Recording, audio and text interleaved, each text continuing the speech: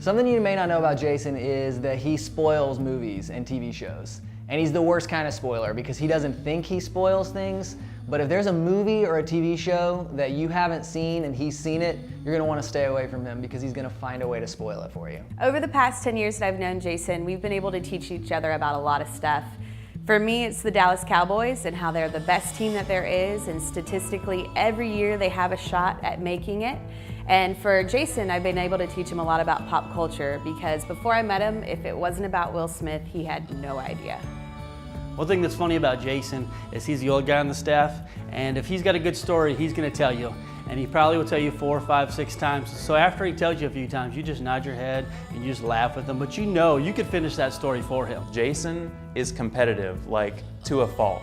We'll make up a game about literally anything. Like we could have a rolled up ball of socks and we'd make up sock ball. I don't know what that is. Man, off the top of my head, I can tell you this. I've actually never seen the man in a pair of shorts. Yeah, it's true. I don't know if he even has legs. It's been kind of rumored around the church offices that maybe he's a little self-conscious about his kneecaps. Ooh, I've seen his knees.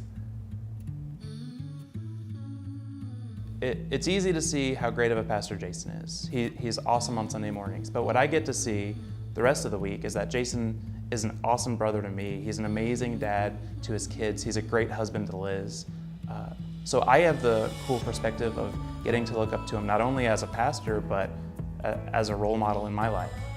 You'd think working at church would be a boring thing where there's just a lot of monotony and dealing with a bunch of problems, but working at Access is the best thing, and it's not because of anything else, but Jason decided to create a culture at Access that was fun. One of my favorite things about Jason is just how approachable he is, especially as a pastor. The reason I came back to Access is because my very first Sunday, I had a conversation with Jason, and I could tell that he cared about what I had to say, and he cared about me as someone coming to his church. And that was just so refreshing to me. Jason always talks about wanting to lead the way in generosity, and he models that in his life.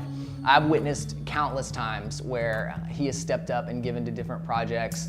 And for us personally, when Kristen and I decided to make a CD a few years back, he was the very first person to contribute to that financially and really helped make it possible, not just through giving of his finances, but endless hours designing and helping us as we walked through the entire process.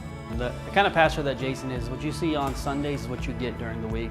He's the guy that comes into the office on Mondays and he shares me detailed stories about things that are going on in people's lives, and he cares so deeply about the people of this community.